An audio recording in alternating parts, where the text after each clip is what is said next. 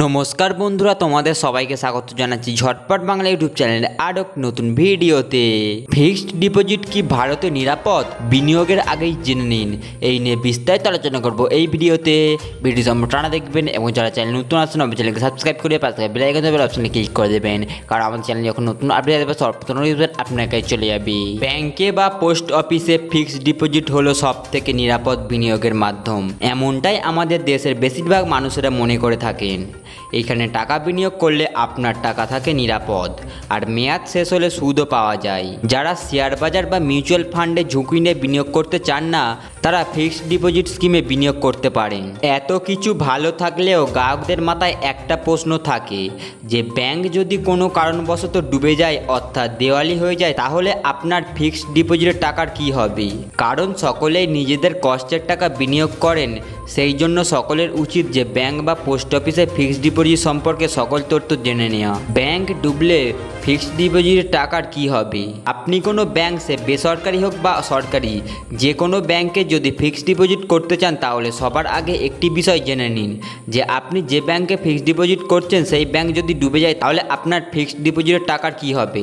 আর এই সম্পর্কে জেনে নিয়ে তবে আপনারা ভবিষ্যতে ফিক্সড ডিপোজিটে বিনিয়োগ সম্পর্কে চিন্তা করবেন। ফিক্সড ডিপোজিট নিয়ে আরবিআই এর নিয়ম: আপনি যদি কোনো ব্যাংকে ফিক্সড ডিপোজিট করেন আর সেই ব্যাংক যদি কয়েকদিন পর ডুবে যায়, তাহলে আপনি সর্বোচ্চ 5 লক্ষ টাকা পাবেন রিজার্ভ ব্যাংক অফ ইন্ডিয়ার তরফ থেকে। এই অর্থ তারাই দেবেন। একটি উদাহরণ দিয়ে বললে ভালো মতো বুঝতে পারবেন। ধরুন আপনি যদি 4 লক্ষ টাকা ফিক্সড ডিপোজিট করেন, সেক্ষেত্রে যদি ব্যাংক ডুবে যায়, তাহলে আপনি আপনার জমা করা 2 লক্ষ টাকা এবং 2 লক্ষ টাকা যতদিন ব্যাংকে ফিক্সড ডিপোজিট ছিল, ততদিন যত টাকা সুদ খেটেছে ততদিনে সেই সুদ সহ আপনার জমানো টাকা ফেরত পাবেন। এক্ষেত্রে আপনার রিটার্নের পরিমাণ 5 লক্ষ টাকার কম হয়, তাহলে সেই নির্দিষ্ট টাকায় আপনি ফেরত পাবেন। কিন্তু যদি সুদ সহ আপনার টাকা 6 লক্ষ বা 7 লক্ষ হয়, তাহলে আপনি 5 লক্ষ টাকায় ফেরত পাবেন, বাকি টাকা পাবেন না। তাহলে কি উপায়ে ফিক্সড ডিপোজিটে বিনিয়োগ করবেন? আপনি যদি ব্যাংকে নিরাপদ ফিক্সড ডিপোজিট করতে চান, অবশ্যই 5 লক্ষের নিচে বিনিয়োগ করতে হবে ফিক্সড ডিপোজিটে। আর অবশ্যই লক্ষ্য রাখবেন আপনার রিটার্নও যেন 5 লক্ষের নিচে হয়, তাহলে ব্যাংক দেওয়ালিয়া হয়ে গেলেও আপনার বড় কোনো ক্ষতি হবে না।